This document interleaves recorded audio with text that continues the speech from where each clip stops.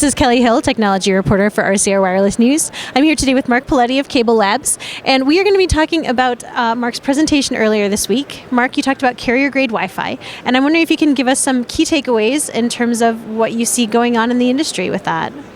Well, thank you.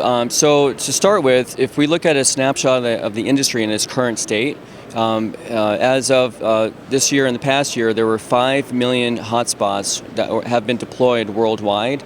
And in another 3-4 years, by 2018, that number of hotspots is going to double to 10 million hotspots. And that includes hotspots from MNOs and MSOs, so mobile operators and cable operators. And most of the offload, or most of the traffic that's going to be put onto the hotspot networks are going to be from 3G, 4G offload, and that's also going to double from like 25% to 50% by 2018. So what that means is that there's an explosion of hotspots that are being deployed worldwide, and Wi-Fi operators need some kind of means to keep up with the scale and management of these hotspots as they're deployed. And that's what carrier-grade Wi-Fi is all about, is how to scale and keep up with this explosive rollout of hotspots to be able to give them the tools to manage and maintain good, consistent user experience as it's being rolled out. So can you tell us about some of the qualities that make carrier-grade Wi-Fi? Yeah, so the vision of carrier-grade Wi-Fi has been put on paper, and it's in a requirements document that's in a WBA, Wireless Broadband Association document, and it defines requirements for carrier-grade Wi-Fi. And the 3 principles of carrier-grade Wi-Fi is consistent user experience, managed network, and end-to-end architecture.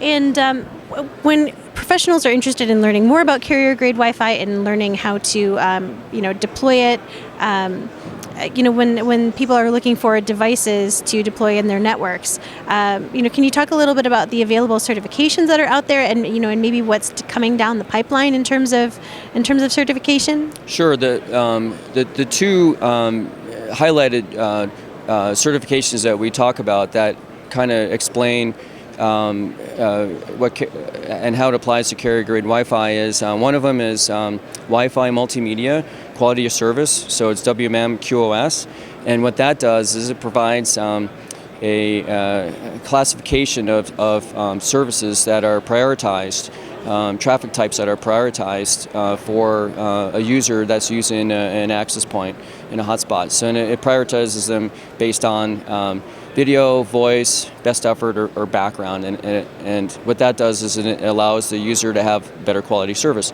And another one is Hotspot 2.0 requirements, or Hotspot 2.0, which is the requirement, and Passpoint is the WFA certified brand name, yeah. So what that does, it allows a user to seamlessly connect to a network, a Passpoint network, and it allows them to roam from one network to another seamlessly without having to enter their credentials. Yeah, and I think we already have some deployments of that here in the States, which is pretty exciting. Yes, yeah, we do. Any other general trends that you see in the industry related to this that you'd like to address?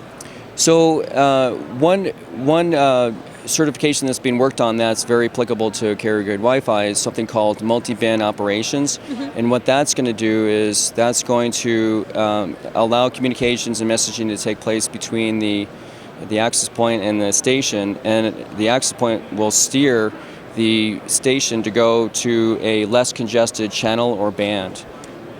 So what that does is it provides better user experience to the end user, and it uses that using network management that's pushed down all the way to the access point.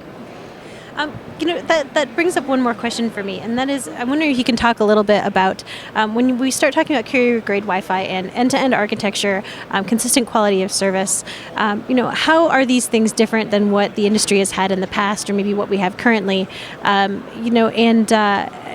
can you kind of give us a sense of where we've come from, and why the three qualities are important to to improving Wi-Fi offerings?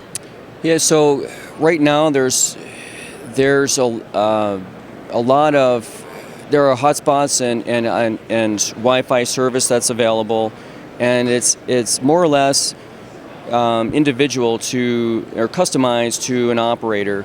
And what Carriergrade Wi-Fi will do is make this more standard. It'll make improvements to the quality of the network more standardized, which will help the operators, give them building blocks to improve their network, and it'll also help lower the cost of the equipment because it'll be standardized and it'll be interoperable. So ultimately, it'll provide a good amount of equipment standard to be used. So, Okay. yeah. Great. I've been talking with Mark Poletti of CableLabs. Mark, thanks so much for your time. Thank you.